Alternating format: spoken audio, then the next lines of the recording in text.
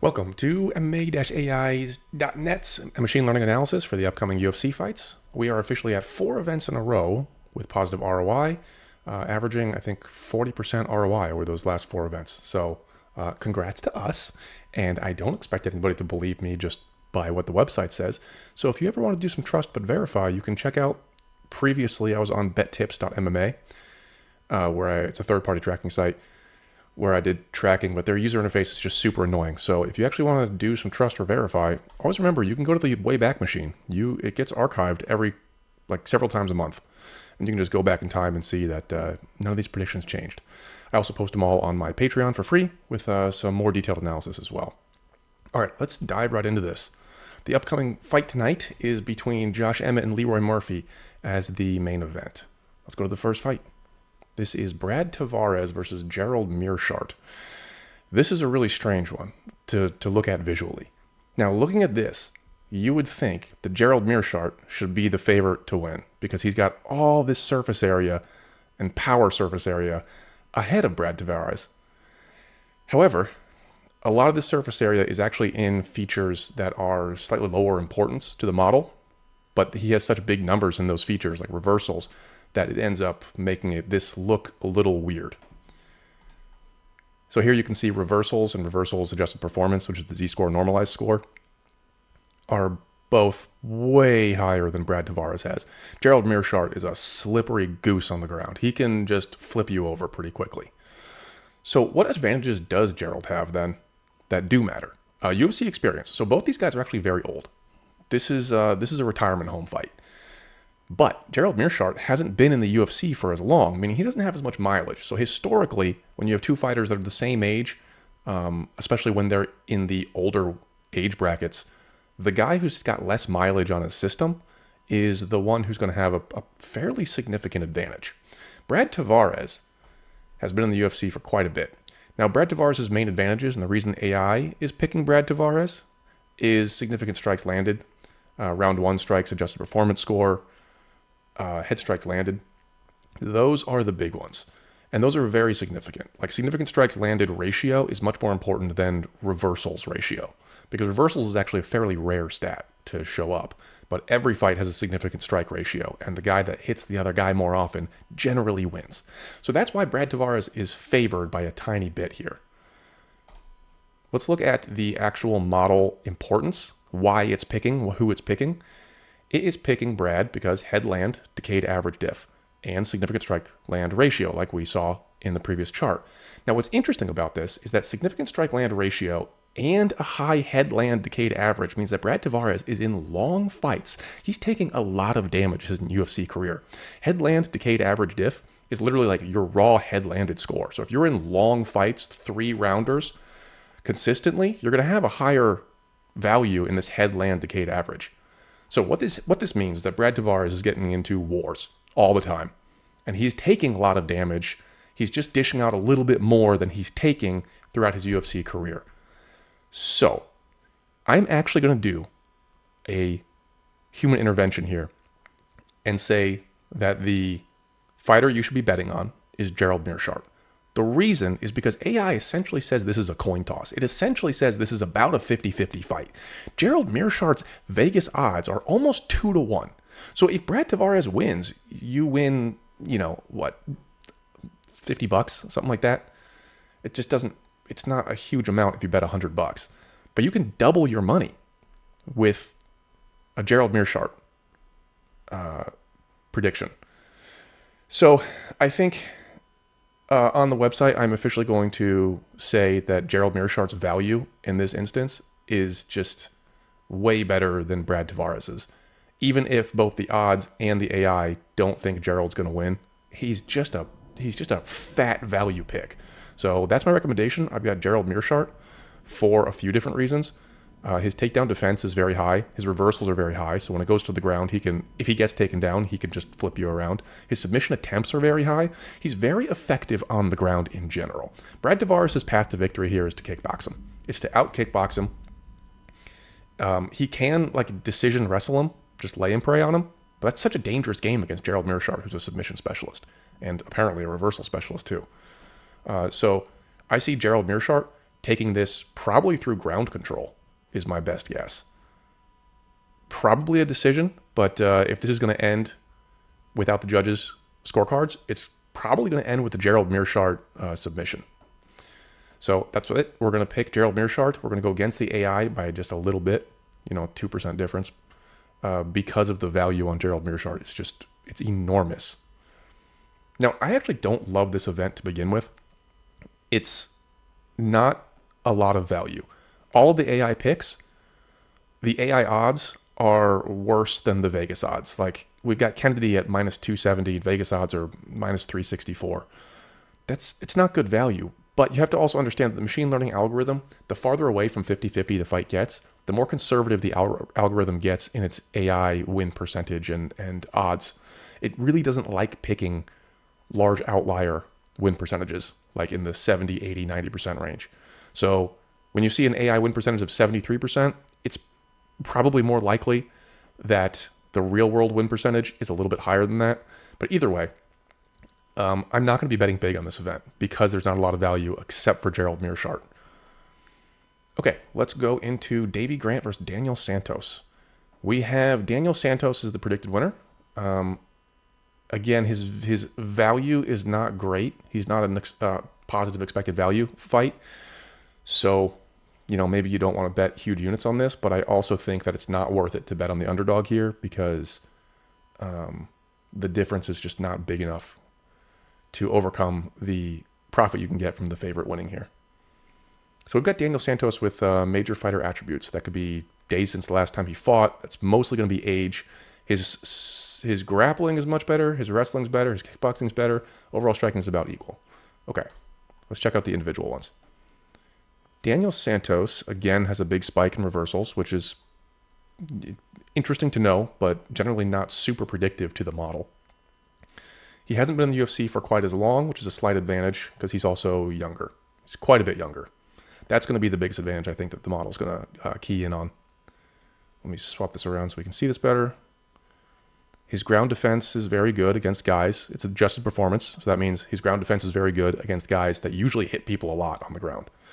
Round one leg strikes against, he doesn't take a lot of leg strikes, meaning he may control round one. He may control the distance, or he may control whether it's standing or on the ground. So his general ability to get to the fight where he wants it to go is better than Davy Grant's.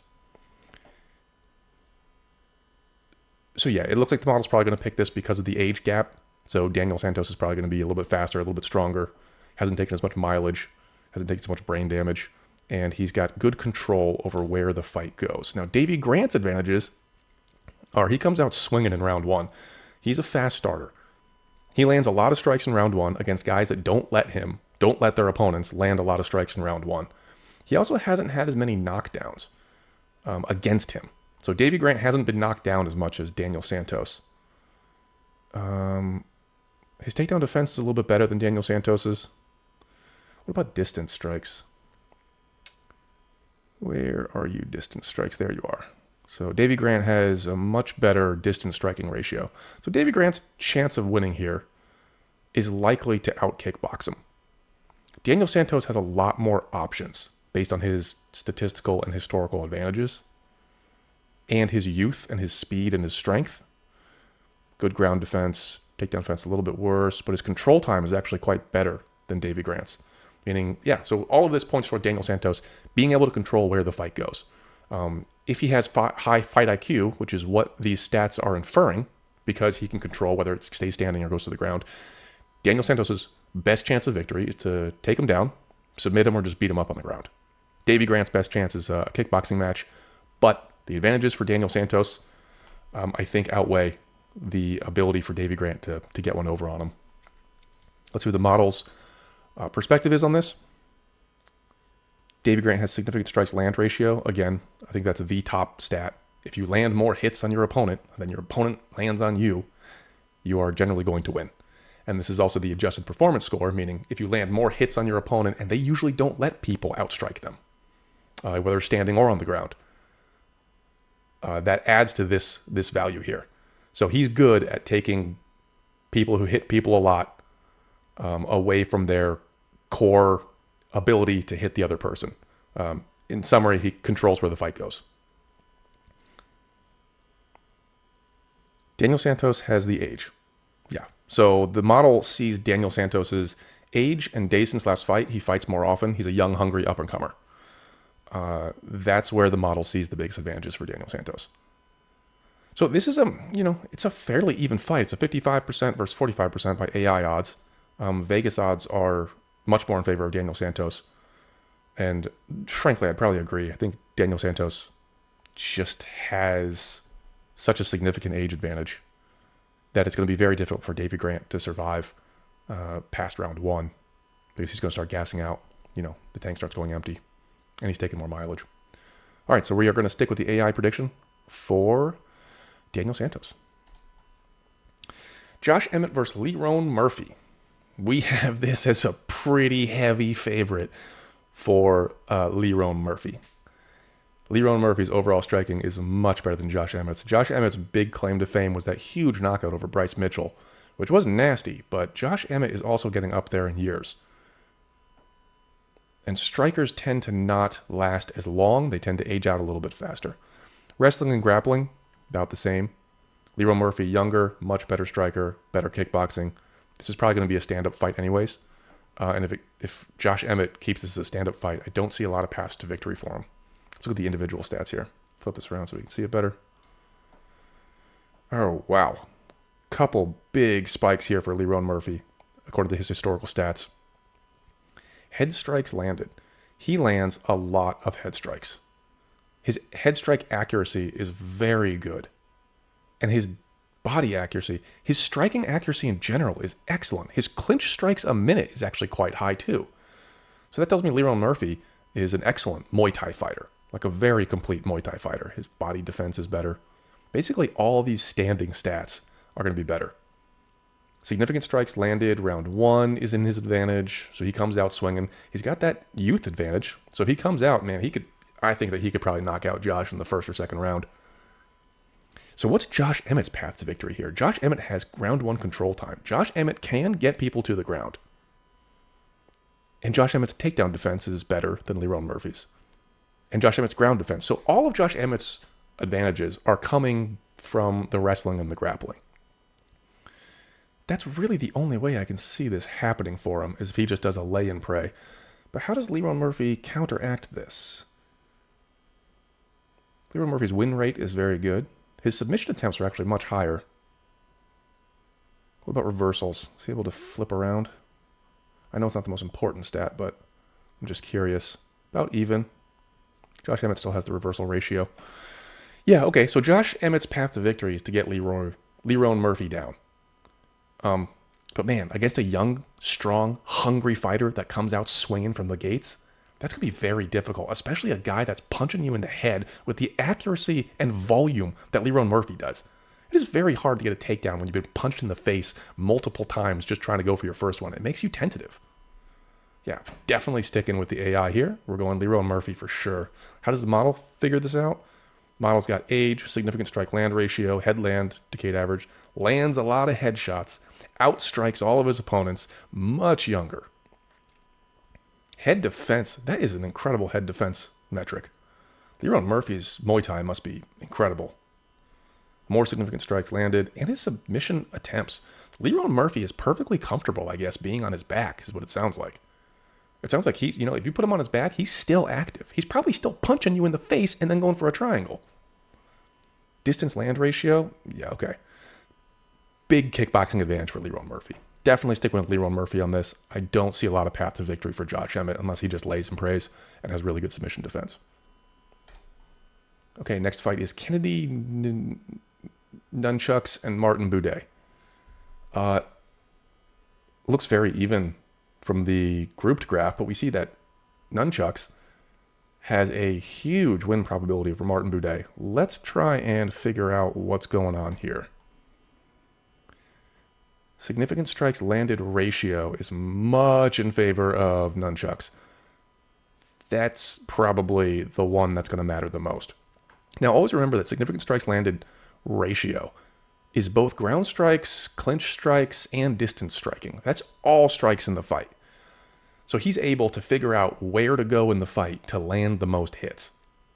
Let's flip this around. Round 1 ground strikes a minute actually goes to Kennedy as well. By a lot, which is interesting. So Kennedy actually tries to get people down and just punches them in the head a lot. So he gets most of his strikes from the ground, it seems like. But his distance striking ratio is better than Buday's as well. So his ground striking ratio, his distance striking ratio, his total striking ratio, all of that is an advantage, plus a huge reach advantage. That like a reach ratio is not technically the most important stat that I see in the model. It is an important one. It's high up there in importance. However, it seems like the model finds a lot of interesting relationships between the reach ratio and the other stats. Specifically, I think it finds a big relationship between reach ratio and significant strikes landed ratio. I think when it sees two high values in both of those, it goes, this is a very excellent predictive measure. When both of these stats are very high, the guy with the reach and the historical striking advantage, ratio-wise, is probably going to win. And that's what I'm seeing here. Knockdowns against... Kennedy's been knocked down a little bit more than Martin has. Round 1 control time goes to Martin. So this is kind of interesting. These actually kind of cancel each other out. Martin has round 1 control time, and he takes people down in round 1 out of the gate better than Kennedy has. But Kennedy has more round 1 ground strikes per minute historically by a large margin. So I don't even know what to make of that. That's like, those are going to kind of cancel each other out. Takedown defense goes to Buday. I mean, it doesn't really sound like Kennedy needs to take him down. It sounds like Kennedy can just outstrike him. Kennedy can win this through a kickboxing match alone. Round 1 strikes total goes to Buday historically. It's interesting. Is there anything else that stands out here? Not really. So it sounds, based on my interpretation of what I'm looking at here, Kennedy wants to keep this as a kickboxing match, keep it at range. He can win easily. That's it. Martin Buday needs to cancel the range. What about clinch strikes a minute? Yeah, so clinch strikes a minute goes to Buday. And I think that's basically how he could win, is by closing the distance, snatching up Kennedy, and then just beating him up in the clinch, maybe getting a takedown, a couple of hits. Kennedy's probably going to pop up. Let's see how the model interprets this, but I mostly see this being a trouncing of Buday in the kickboxing, and I don't see anything here that says Buday has really good ability to take Kennedy down and keep him down, especially with that age advantage that Kennedy has. Okay, let's see. Yeah, reach ratio and significant strikes landed, both of these are extremely high. I believe that there is a significant relationship between these two. Kennedy's just going to have an easy time keeping Buday at distance. Significant strikes landed ratio, leg land round 1, opponent. Kennedy does not get hit in the legs in round 1, meaning he's controlling the distance from the start. So he's got reach and he's got a good distance management. That's what these two stats together tell me. And he's got the age advantage, so he's got the speed advantage. That's like a proxy stat for speed, for strength, for endurance. Age is kind of all of that. Age is a wonderful, wonderful metric. And his head defense is very good. Again, his kickboxing is excellent. His reversal ratio. Okay, so I think the model is actually keying in on the fact that Buday's path to victory is on the ground. Probably because of that control stat that he had. But the model's like, yeah, but Kennedy has a much better reversal ratio. So when he goes down, he can either stand up or flip you over without a problem. And control per minute. Kennedy doesn't get controlled as much as Buday does. Very interesting. Okay, so Buday has to get him down, but Kennedy's very slippery, and he's very difficult to control. And his kickboxing is way better, and he's younger and faster. So, yeah, we're definitely going to go with Kennedy on this one. Let's hit into the next fight. Pat Sabatini versus Joe Anderson Brito. We have Pat Sabatini as losing this pretty handily. Brito has the overall striking, kickboxing, and fighter attributes. Okay. And again, it looks like if Pat wants to counteract the advantages that Brito has had historically and relative to himself, he'll need to take this down to the ground. Let's take a look here. KO against. Ooh. Pat Sabatini has been KO'd quite a few more times than Brito. So there is a statistical... We've done, me and a colleague have done statistical analysis on KOs. Fighters coming back from a KO perform statistically significantly worse in their next fight. And I believe this is actually a compounding feature. Like the more you get KO'd, this might be obvious to say, but the more you get KO'd, the faster your decline in the UFC. Even if you're still kind of young, if you've been KO'd 10 times and you're 29 years old, you're probably going to fight like a 36-year-old, like with that level of speed and reflex time. So that is definitely, that's pretty big. That's a very big advantage for Joanderson Brito. What about the age? Yeah, Joanderson Brito is much younger, hasn't taken as much damage. Reach is basically the same. Distance striking ratio. Okay, so again, this is a kickboxing match for Joanderson Brito. He can just out-kickbox him. He can win this fight easily. Significant strike ratio. Just keep it standing. Keep the distance, and you'll land, 30% more strikes, it looks like, than Pat Sabatini, maybe even more than that. Lots of significant strike differences, all advantages for Joanderson Brito. He really finds a way to land his fists on your face. Pat Sabatini has good head accuracy, but if you have good head accuracy, but you don't have these other significant strike ratio and significant strikes landed stats in your favor, I don't think that matters at all. Because head strike accuracy also includes ground striking. So when you're on the ground and it's much easier to get accurate head strikes. And I'm guessing Sabatini gets people to the ground, and that's why his head strike accuracy is so high, is because he's on top and he's just hitting you in the head and you can't move. Yeah, his submission attempts are much better. His reversals are better. Round 1 control time's better. Control time a minute against. He doesn't get controlled as much. And his takedown defense is very good. Sabatini's wrestling and grappling, it looks like, is quite a bit better than Joanderson Brito.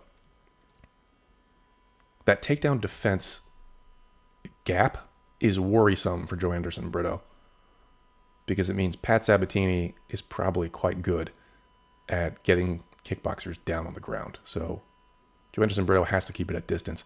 But just the fact that he has these historical advantages in the significant striking ratios tells me that he is perfectly fine and good at keeping the fight standing.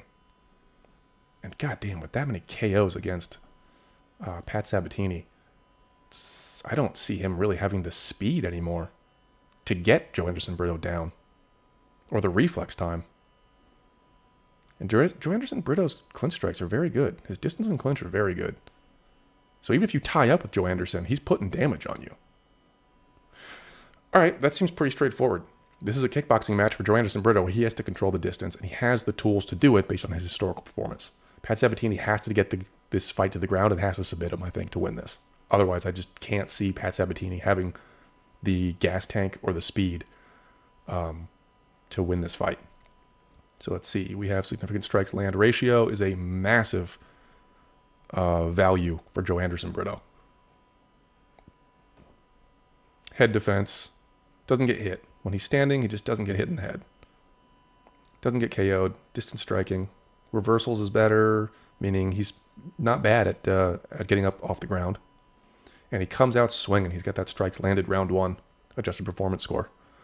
Okay, so this seems pretty cut and dry. I don't think Pat Sabatini's wrestling ability, especially at his age and with how much damage he's taken, is going to be fast and strong enough against such a precise, high-quality striker as Joanderson Brito. And Brito does this against guys who don't allow themselves to be hit that much. Whenever you see adjusted performance score, you know that that's a score where you took people who were good in that realm and you took them out of their element. All right, so I think we're going to stick with Joanderson Brito as the pick for that one. Let's cross our fingers that this kind of low-value event doesn't end up screwing us in the end. But I feel pretty good. I'm feeling like it might be worth a couple 2-leg parlays for a few of these favorites that are just like stupid Vegas odds, like minus 300. You might just want to parlay these two together, or not. I'm not going to put a lot of units on this event because none of this looks like super high value. Meerschaert looks like the best value, and he's not even picked by the AI, which I loathe betting against the AI pick because that's the model's bread and butter is picking who wins. The model's bread and butter is not picking how much they win by. It's bread and butter. It's 71.2% accuracy comes from just picking 1 or 0 win or loss. That's its most valuable skill. So although I hate picking against the AI, Gerald Meerschaert's value here just looks way too good. And so that's that. I hope that these were a whole bunch of one-sided fights. That's what I'm hoping for. Until next time, see ya.